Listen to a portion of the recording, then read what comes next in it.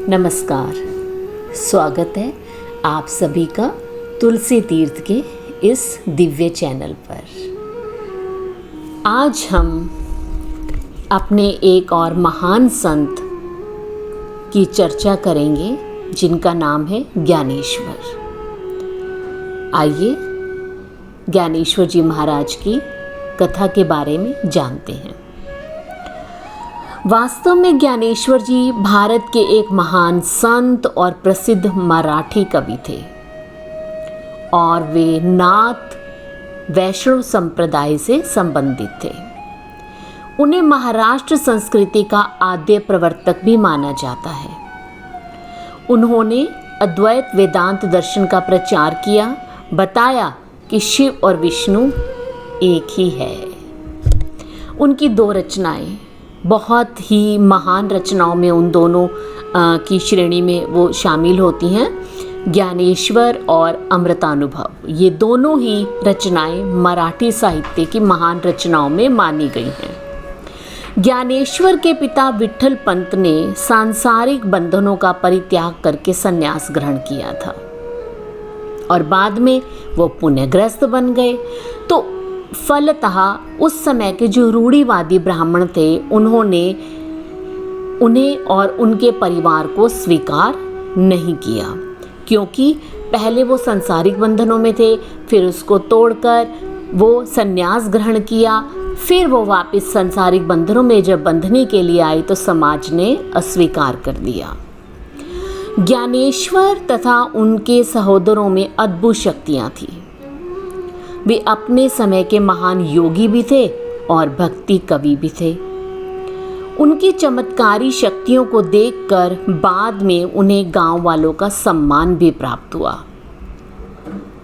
उनसे संबंधित तो अनेक अद्भुत कथाएं हैं, घटनाएं हैं। उनमें से आज यहाँ पर मैं एक का वर्णन करती हूँ कि चांगदेव एक योगी थे जिन्होंने कई अलौकिक सिद्धियां भी प्राप्त की थी और उन्होंने अपनी सिद्धियों से 42 बार मृत्यु को पराजित किया था और 1400 वर्ष तक जीवित रहे। उन्हीं चांगदेव योगी महाराज ने एक दिन अपने शिष्यों से कहा, ये दोनों अद्भुत बच्चे कौन हैं? मैं बार बार इन दोनों के विषय में सुनता आ रहा हूँ, ज़रा पता तो करो ये दोनों बच्चे कौन हैं। तो एक शिष्य ने चांगदेव जी को समझाते हुए कहा, महाराज मुझे पता चला है ये बच्चे ज्ञानेश्वर और उसकी बहन मुक्ताबाई हैं। हाँ, ये बड़े गरीब ज़रूर हैं, पर महाराज उन्हें वेदों की बहुत अच्छी जानकारी है। शायद उन्होंने अद्भुत शक्तियों का प्रदर्शन भी किया है। इस बात पर दूसरे शिष्य ने कहा, महाराज मेरी समझ से आपको इस बालक से अच्छी खासी प्रतिस्पर्धा करनी पड़ेगी, अन्यथा लोग उसे ही महान संत समझने लगेंगे और लोग आपके नहीं वरन उसी के ही अनुयायी बनने लगेंगे। ओह, जरा मुझे भी तो उसकी अद्भुत शक्तियों की कोई कहानी तो सुनाओ, मुझे भी तो पता चले, चांगदेव जी कहते हैं। तो उन्हीं के शिष्य ने कहा, महाराज धरती पर सभी जीवित प्राणियों का आविर्भाव ब्रह्मा जी से ही हुआ है। इस बात को सिद्ध करने के लिए बालक ने एक भैंस के मुंह से वेद का पाठ करवाया। वेद का पाठ? चांगदेव जी बड़े व्यंग्यात्मक तरीके से पूछते हैं। ये तो बड़ी मजेदार बात हो गई और बड़ी हास्यजनक भी है। भैंस जो बोल नहीं सकती उसके मुंह से वेद का पाठ, बड़ी अजीब बात है ये तो। शिष्य महाराज एक बदमाश बुरी तरह से भैंस को मार रहा था। ज्ञानेश्वर ने उसे रोकते हुए कहा कि यह प्राणी भी तो ब्रह्मा का स्वरूप है, क्योंकि ब्रह्मा का ही इस सृष्टि का हर अंश ब्रह्मा जी की ही देन है। तो चांगदेव जी ने कहा, ओह, निश्चित ही अपने आप को बड़ा काबिल सिद्ध करने के लिए उसने जानवर पर कोई जादू किया होगा और मैं नहीं समझता कि उसमें कोई उसकी दक्षता हासिल है। अगर वो जादू कर रहा है तो मैं सिद्ध कर सकता हूँ और मेरे सामने उसके वेद का ज्ञान तो कुछ भी नहीं, मूर्ख है वो। अगले ही दिन चांगदेव योगी ने ज्ञानेश्वर को एक खाली ताड़ का पत्ता भेजा। बड़ी ही रोचक कथा है इसके आगे, जिसका अर्थ था कि उनकी तुलना में ज्ञानेश्वर अभी बच्चा है। ताड़ का पत्ता, खाली एक पत्ता, उसका अर्थ योगी जी ने ये लगाया कि ज्ञानेश्वर अभी बच्चा है, कुछ नहीं जानता। ज्ञानेश्वर को वो खाली पत्ता मिल गया और उसे अपनी बहन को दिखाया कि चांगदेव जी ने ये मेरे लिए भेजा है।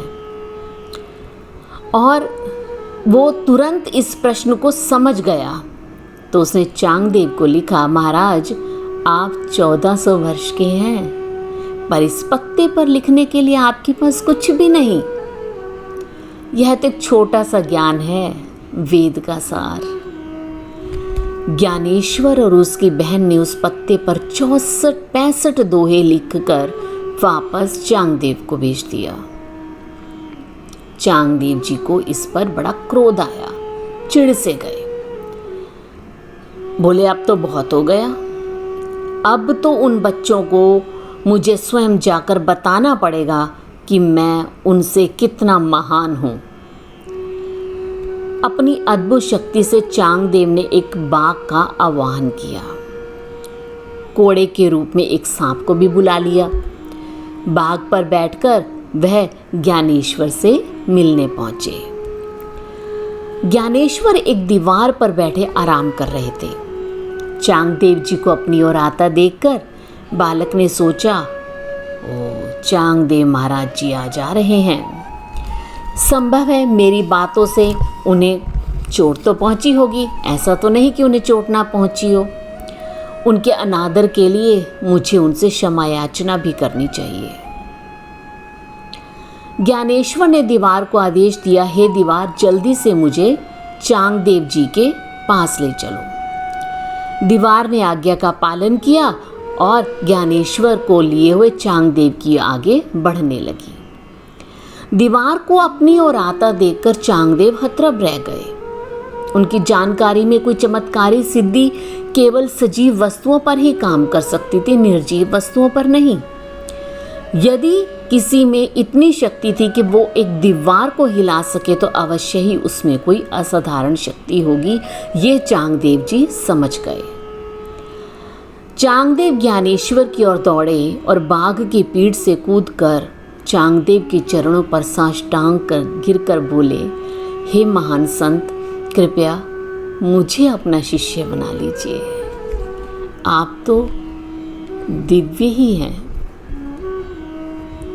अब चांगदेव जी को अपनी गलती का एहसास हो चुका था और वो ज्ञानेश्वर जी से साष्टांग कर अपनी गलती की क्षमा मांगने लगे और उनसे प्रार्थना की कि मुझे अपना शिष्य बनाए।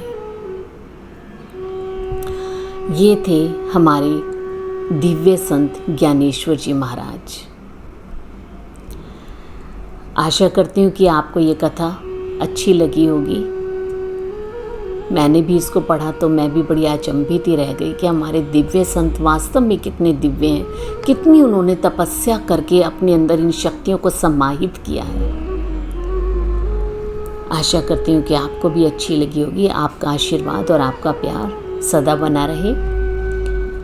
कल की एक और कथा लेकर आएंगे जो होगी हमारे एकनाथ जी के बारे में।